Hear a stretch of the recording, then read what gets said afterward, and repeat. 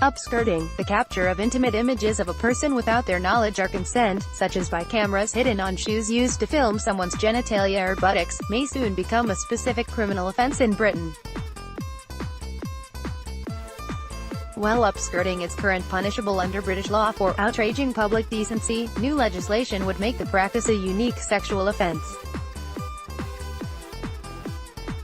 Ministers hope it will send a clear message to voyeurs, whose illicit images of their victims often end up online. This behavior is a hideous invasion of privacy which leaves victims feeling degraded and distressed, said UK Justice Minister Lucy Fraser. By making upskirting a specific offence, we are sending a clear message that this behavior will not be tolerated, and that perpetrators will be properly punished. That punishment, for the most serious offenders, will be 2 years in jail if the bill passes successfully through Parliament. It suffered a setback when a Conservative Member of Parliament objected to its place in the queue of legislation, pushing it back to the bottom of the list and delaying its passage into law. If passed, it will appear as a new offence under the UK's Sexual Offences Act 2003 and will apply to England and Wales. In Scotland, which has a separate legal system, upskirting is already an offence.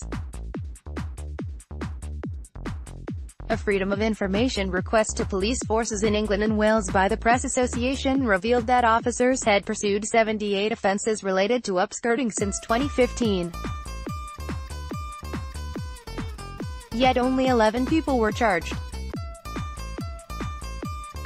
Gina Martin, 26, caught a man who took a photo of her crotch while at a music festival in London's Hyde Park. Despite calling the security guards and police, who told the man to delete the image from his phone, no charges were ever brought against him. So she launched a campaign to change the law, and it worked. Almost a year ago, I started my campaign to make upskirting a sexual offence after I was targeted, Martin said. I've been on an extraordinary journey since then.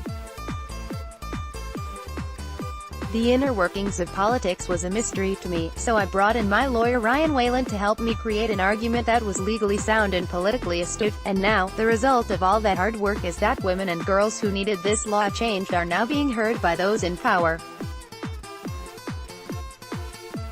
This has been a colossal undertaking for me personally and professionally, and I absolutely couldn't have done it without Ryan and the incredible public behind me. Katie Goes, chief executive of the charity Women's Aid, also welcomed the change in law. This form of abuse is painful and humiliating